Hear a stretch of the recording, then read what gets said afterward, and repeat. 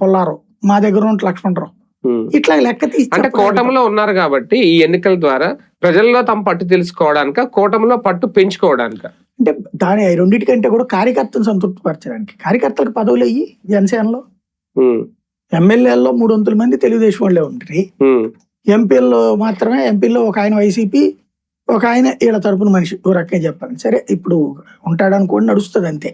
ఆ కమిట్మెంట్ ఉన్నోళ్ళు ఎంతమంది ఉన్నారు? ఇంకోటి, ఎన్ని సంవత్సరాల నుంచి చించుకున్నోడికి ఇంకెప్పుడు వస్తాయి పదవులు? నామినేటెడ్ పదవుల్లో వీళ్ళకేమో 30% ఇవ్వలేదు, 5%, 10% ఇస్తే చప్పట్లు కొట్టుకునే పరిస్థితి అయింది. ఇప్పుడు ఇంకా ఉన్నది ఇది ఒకటే ఆప్షన్. ఇక్కడ సీట్లు సాధిస్తేనే సాధించినట్టు, లేదంటే ఇక్కడున్న పార్టీ ఎంతో అంతే ఇక మిగులు.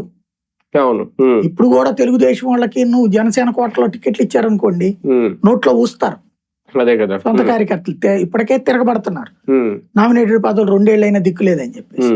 రేపు పొద్దున గనక ఇప్పుడు మళ్ళీ తెలుగుదేశం వాళ్ళను ఇంకొకళ్ళను ఏ కోటాలోనో తీసుకొచ్చి జనసేన కోటాలో దూర్చారనుకోండి, చాలా పెద్ద గొడవ అవుతుంది. గెలిచే సీట్లు ఎంపిక చేసుకోవడం అంటే రేపొద్దున వాళ్ళ స్థానాలు కొంచెం తగ్గించుకోవడమా, లేదంటే ఎక్కువ తీసుకుని ఓడిపోయే కన్నా మొన్న 20 తీసుకున్నా హ్యాపీగా గెలిచాం కాబట్టి ఇప్పుడు కూడా తక్కువ స్థానాల్లో గెలుచుకుంటే బెటర్ అనుకుంటా? బాబు గారు ఆ మాట చెప్తారు, మీరు ఎన్ని గెలుస్తారో అవి బొట్టరండి అని చెప్పారట.